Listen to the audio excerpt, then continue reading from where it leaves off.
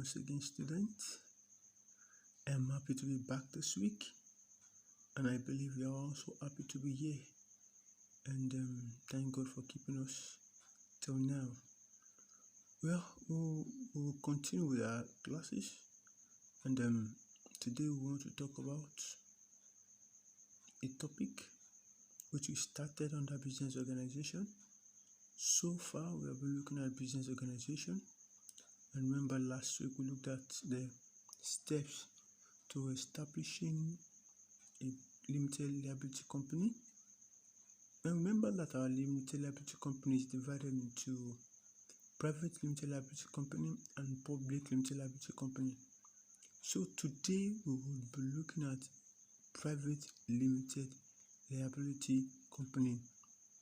Last week we talked about how the steps you need to follow before establishing a limited liability company. We'll talk about getting a promoter, getting a solicitor, having some documents, memorandum of association, article of association, prospectus, certificate of incorporation, and certificate of trading.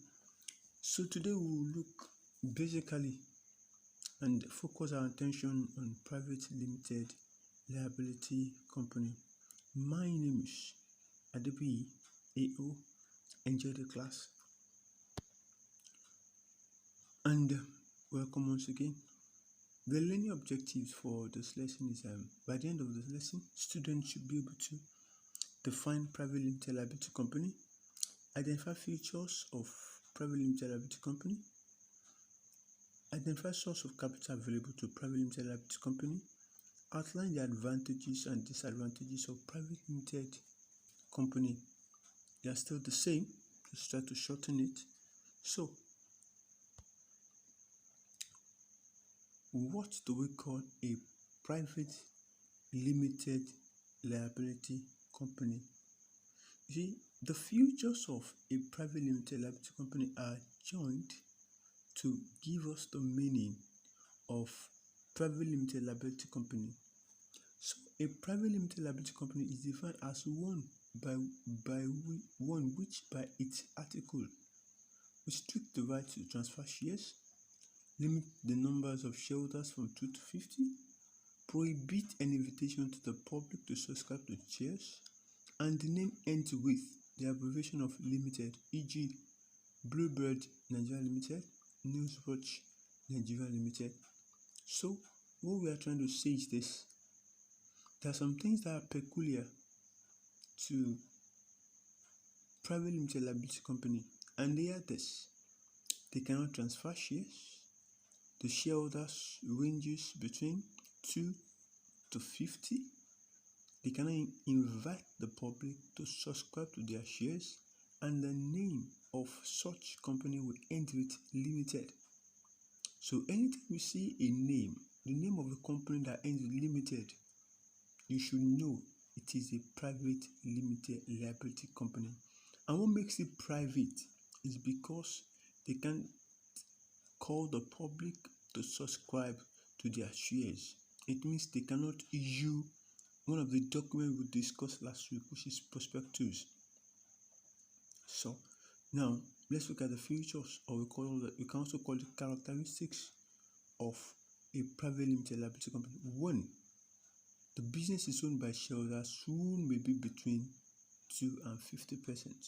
So the number of shareholders a private limited liability company can have does not exceed 50. So that is the least is 2 and the most is 50. Now, 2, the main aim of the company is to make profit. Every private business organization is set out to make profit. So that is their main aim. That is to maximize profit, not only to make it, but to maximize it. 3, the capital needed to set up and run the business is provided by the shareholders. Yes, like sole proprietorship and partnership, those that are involved in the business are the ones that contribute capitals needed to set up and run the business. And 4, the liability of the shareholders is limited to the value of share of capital invested in the business. So this says that in case of any folding up or when the company is going to liquidation, the shareholders will only lose the amount of shares, that is the amount of capital in that company. That is what they will lose. They will not lose their properties. Then number 5, the business is a separate legal entity. It can sue and be sued. So the business is different from the owners of the business. The business can sue or be sued in its own name without involving the owners. Now we give an example of Bluebird Nigeria Limited the other time. If there's any legal case and we have Mr. A as one of the shareholders of the company, Mr. A will not be sued. Bluebird Nigeria Limited will be sued because it is a separate legal entity. Then 6, there is continuity in business operation. Yes, the shareholders are, imagine having 2 to 50 people in a company.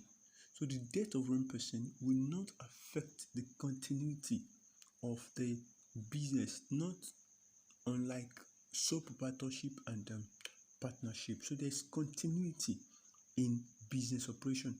7, shares are not easily transferable to other persons except with the consent of other shareholders. That's why we call it private. You can't just transfer your shares without getting the consent of other shareholders. So number 8, the company is managed by a board of directors appointed by the shareholders.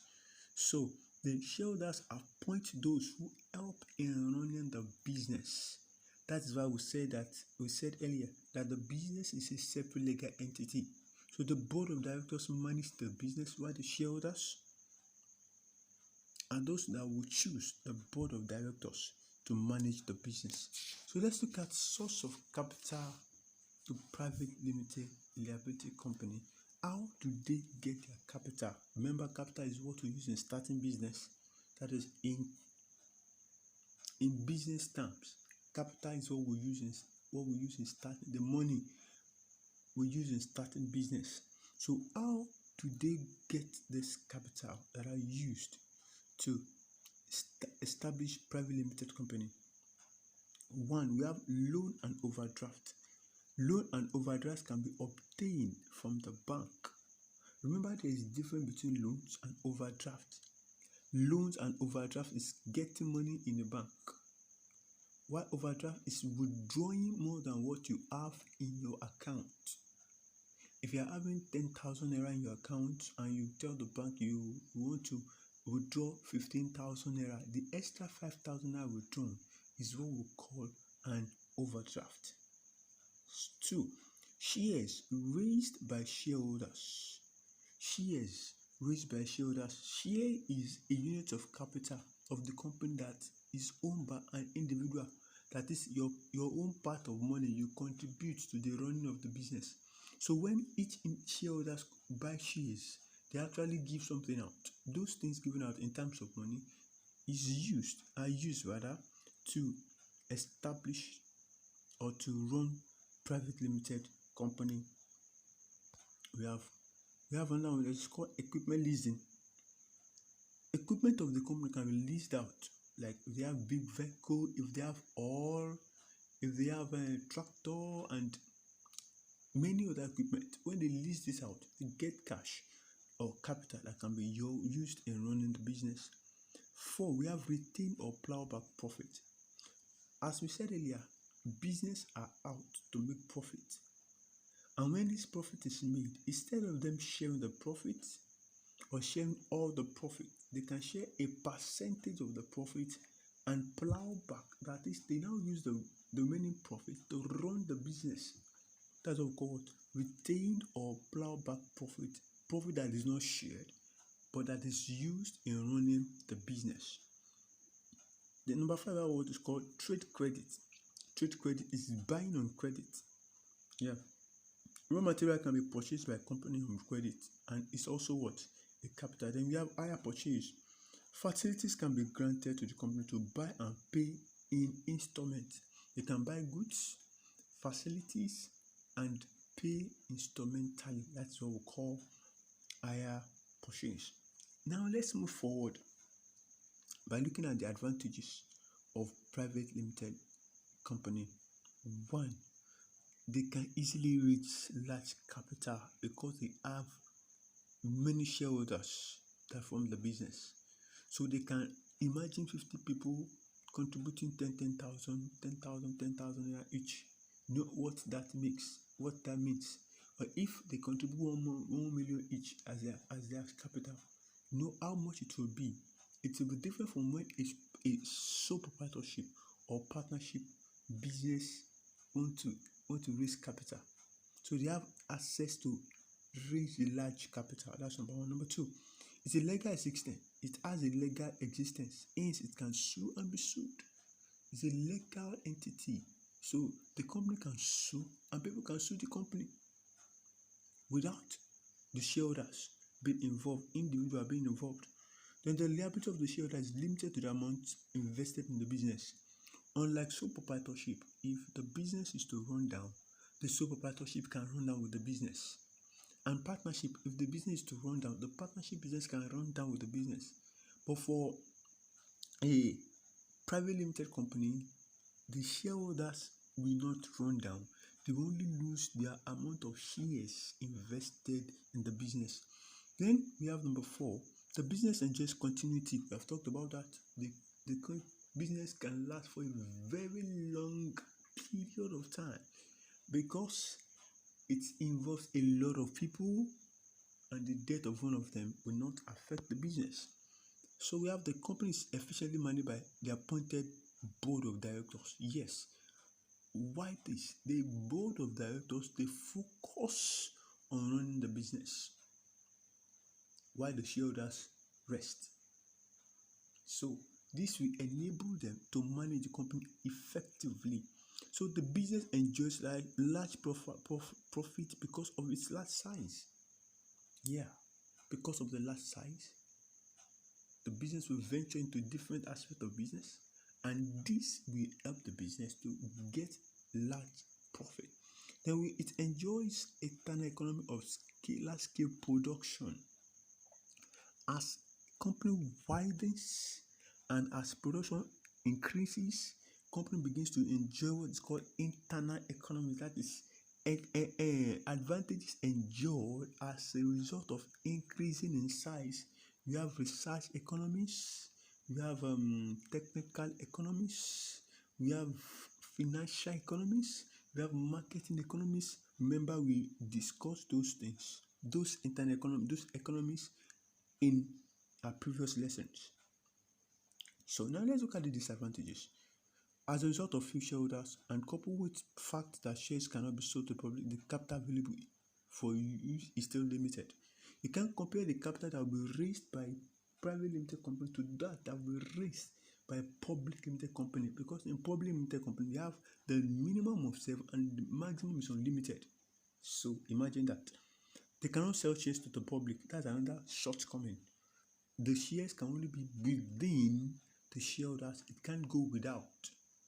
So, 3, a shareholder cannot sell his shares without the consent of others. So, if you are one of the owners of, if you are one of the shareholders of a private limited company, you have to wait for the others before your shares can be transferred to another person.